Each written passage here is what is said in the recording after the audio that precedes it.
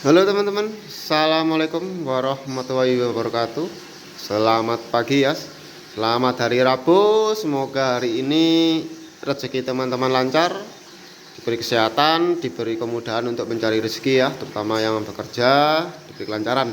Oke, sekarang sesuai dengan kamera ini yang awal video ini, jadi konten kita ini temanya tentang polip atau zoa ya. Jadi bagaimana perlakuan awal kalau teman-teman barusan beli zoa ya, terutama zoa koloni alam seperti ini. Ini adalah zoa koloni alam teman-teman. Jadi kebetulan kemarin ini saya baru datang, zoa koloni alamnya itu 300 batu ya, 300 pieces seperti ini. Aduh gelap. Nah seperti ini. Terus itu akram saya penuh teman-teman, penuh dengan zoa ya. Ini nggak bisa kulak lagi, barang-barang bergoyang-goyang dulu. Ini mungkin spesinya saya ini nanti saya manfaatkan untuk kulak barang terbatas ya. Nah ini baru datang teman-teman ya, beberapa masih belum mekar. Oke, jadi perlakuan awal yang benar teman-teman, kita langsung ke akuarium yang sini saja teman-teman. Perlakuan awal untuk zoa yang baru datang itu teman-teman harus cross check ya, dalam artian baru datang itu kalau saya nggak perlu diaklimatasi ya, nggak perlu diaklamasi, dalam artian nggak perlu diadaptasikan suhu ya. Kalau saya langsung cemplung teman-teman, karena bagi saya semakin lama di plastik packingan dia akan semakin stres ya. Mendingan dia langsung masuk, bagi saya langsung masuk ke akuarium. Dia stres teman-teman, memang tambah stres, tapi paling nggak kondisi airnya lebih bagus, jadi nanti dia juga lebih cepat untuk lebih fresh ya, lebih bugar lagi, jadi di refresh lagi. Jadi perlakuan awal itu teman-teman kalau bagi saya ya, ini menurut ilmu saya bisa dipakai bisa enggak perlu aklamasi ya, tapi perhatikan dulu akuarium teman-teman itu kondisinya bagus ya. Jadi seperti ini saya masukkan kemarin satu akuarium penuh, saya nggak aklamasi, langsung saya cemplungkan. Air dari packingan jangan diikutkan teman-teman ya, air dari packingan jangan dimasukkan juga, terutama kalau dari nelayan langsung, karena pasti airnya kotor, keruh ya, banyak kotoran, terutama pasir kotor, pasir coklat ataupun itu hama, nggak usah dimasukkan. Tapi kalau teman-teman misalkan di akuarium display ya, di akuarium yang settingan teman-teman ini habis bukan jualan, menata, saran saya di karantina dulu teman-teman, di karantina dulu, dikasih didip ya, tapi lihat dulu kondisi polipnya ya. Tapi yang paling bagus itu sebelum didip teman-teman harus punya satu akuarium khusus teman-teman ya, paling enggak akuarium 60 cm, akuarium karantina, tapi pastikan kondisi airnya itu kondisi air bagus, sudah cycling ya, ada lampunya juga terang ya. Jadi teman-teman mungkin hanya pakai filter samping atau filter gantung itu bisa ya, itu bisa, filter belakang itu juga bisa, paling enggak lampunya terang dan ada arus. Teman-teman bisa di karantina di sana, itu bukan hal aklamasi ya, tapi dalam artian untuk memberantas hama ya, karena kalau polip koloni alam ini atau zoa koloni alam ini pasti tentunya membawa hama ya, terutama di dalam batu-batunya bisa ada kepiting kecil-kecil, itu teman-teman harus didip dulu ya. Jadi yang pertama kali teman-teman masukkan ke akuarium karantina dulu, biarkan dia di sana adaptasi kurang lebih 1-2 hari ya, 1-3 hari, makarnya udah bagus, teman-teman angkat airnya di akuarium karantina, teman-teman ambil, teman-teman bisa tetesi betadine atau pakai obat dip ya, obat dip itu banyak di Tokopedia, banyak merek, teman-teman bisa pakai, terserah merek apa aja, yang penting jangan terlalu lama ya kalau ngedip, dan pastikan zoa yang kalian dip itu zoanya yang sudah mekar bagus, paling enggak tidak kondisi rusak teman-teman ya. Kalau kondisi rusak itu juga bisa didip, tapi jangan terlalu lama ya, karena dia akan semakin stres seperti itu. Kemudian kalau teman-teman yakin udah bersih, teman-teman bisa masukkan ke akuarium settingan teman-teman. Oke, itu yang pertama. Yang kedua, kasih arus kenceng teman-teman ya. Zoa itu sangat butuh arus kenceng karena dia berada di kurang lebih kedalaman 1-2 meter saja ya, 1-2 meter saja di laut. Jadi tentunya dia arusnya kenceng. Ini saya pakai 2 wave maker teman-teman ya, saya buat puteran gini, jadi dia ada arusnya kenceng, muter gitu, kasih arus kenceng. Karena kenapa? Kalau dia sampai ada pembusukan atau bronchioli bakteri, lebih cepat selesai teman-teman ya, lebih cepat selesai. Jadi jamurannya itu lebih cepat sembuh, seperti itu ya. Karena dia kalau jamurnya tetap, karena kenapa dia cepat sembuh teman-teman? Misalkan di sini ada jamur teman-teman ya, di sini dia tumbuh jamur. Kalau dia kurang kena arus, biasanya nanti jamurnya itu tambah cepat banyak teman-teman ya. Kalau dia kena arus kenceng, dia akan rontok, jamurnya itu lepas. ya, jamurnya lepas kan pembusukannya. Seperti itu teman-teman ya. Kalian bisa lihat seperti ini.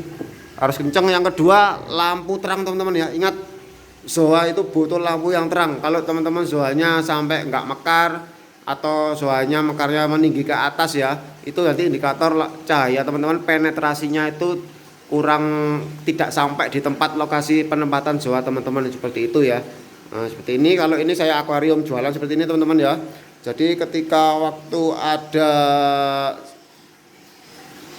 apa namanya barang baru seperti ini, skimmer saya nyalakan teman-teman. Jadi skimmer ini sebenarnya ini apa namanya fungsional ya teman-teman ya. Jadi mau ada tidak masalah, mau ada lebih bagus, tidak ada pun tidak masalah. Tapi kalau misalkan ada banyak pembusukan, skimmer itu penting teman-teman ya, karena dia akan kerja duluan. Jadi fungsinya skimmer ini bagi saya ini, kalau saya ini, bagi saya skimmer ini bukan, tidak saya posisikan untuk menyerap nitrat teman-teman ya, untuk mengurangi nutrisi. Tapi bagi saya ini saya posisikan sebagai pengangkat apa namanya, pengangkat dari zat-zat atau kotoran-kotoran dari koral yang mati atau apa lendirnya, itu saya utamakan fungsi skimmer itu di sana.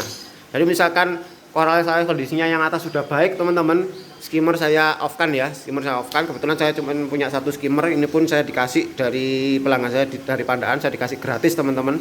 Alhamdulillah, terima kasih ya, semoga rezekinya lancar. Itu pelanggan saya di Pandaan, Mas Ari ya, Mas Ari Pandaan, semoga rezekinya lancar, tambah ramai dagangannya.